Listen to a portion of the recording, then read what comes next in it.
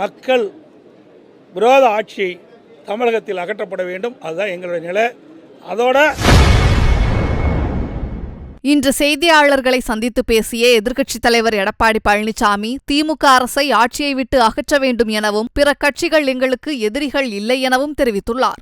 அதிமுக எங்களுடைய நிலை பொறுத்து தெளிவாக சொல்கிறோம். திராவிட முன்னேற்ற கழக அரசு அகற்றப்பட வேண்டிய அரசு. அதுதான் எங்களுடைய கொள்கை, அதுதான் எங்களுடைய நிலைப்பாடு. மற்றவர்கள்லாம் எங்களுக்கு எதிரியே கிடையாது. எதிரி என்று பார்க்கின்ற போது, கட்சி நீதியாக எதிர்பார்க்கின்ற போது, கட்சி நீதியாக பார்க்கின்ற பொழுது திராவிட முன்னேற்ற கழகம்தான் எங்களுக்கு எதிர்க்கட்சியாக செயல்பட்டு கொண்டிருக்கிறது. மக்கள் விரோத ஆட்சியை தமிழகத்தில் அகற்றப்பட வேண்டும். அதுதான் எங்களுடைய நிலை.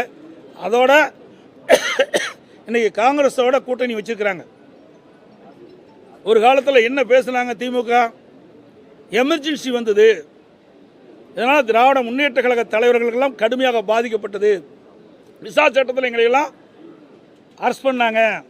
அது கூட கலைஞருடைய நூற்றாண்டு விழாவில் அந்த நூற்றாண்டு விழா காட்சிப்படுத்தும் போது ஒரு காட்சிப்படுத்தினாங்க.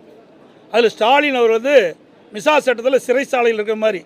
அப்படிப்பட்ட கட்சியோட நீங்கள் கூட்டணி வச்சிருக்கிறீங்க. எமர்ஜென்சி கொண்டாந்து மிசா சட்டம் கொண்டாந்து நீங்கள் பாதிக்கப்பட்ட சொன்ன அந்த காங்கிரஸ் கட்சியோட நீங்கள் கூட்டணி வச்சிருக்கிறீங்க. எங்களுக்கு அப்படிப்பட்ட நிலைமையெல்லாம் எப்பொழுதும் வராது.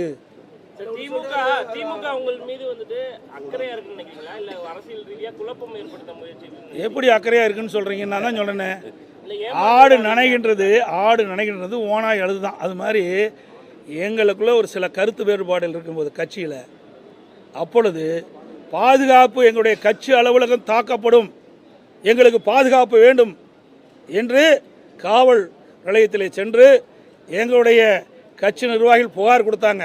புகார் பதிவு பண்ணிட்டாங்க. பாதுகாக்கலையே.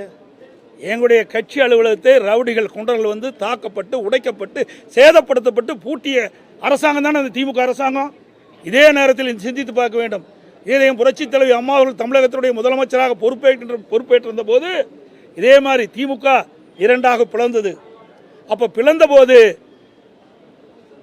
அறிவாலயத்தை போட்டு ஆரம்பிச்சாங்கல்ல, அறிவாலயத்தை பூட்டுகின்ற சூழ்நிலை வருகின்ற பொழுது மாண்புமிகு அம்மா அவர்கள் நடுநிலையோடு இருந்து பாரபட்சம் இல்லாமல் அந்த அறிவாலயத்தை பாதுகாக்கப்பட்ட அரசாங்கமாக இருந்தது.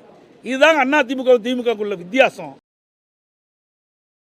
செய்திகளை உள்ளது உள்ளபடி தெரிந்து கொள்ள ரெஃப்ளெக்ட் நியூஸை சப்ஸ்கிரைப் பண்ணுங்க.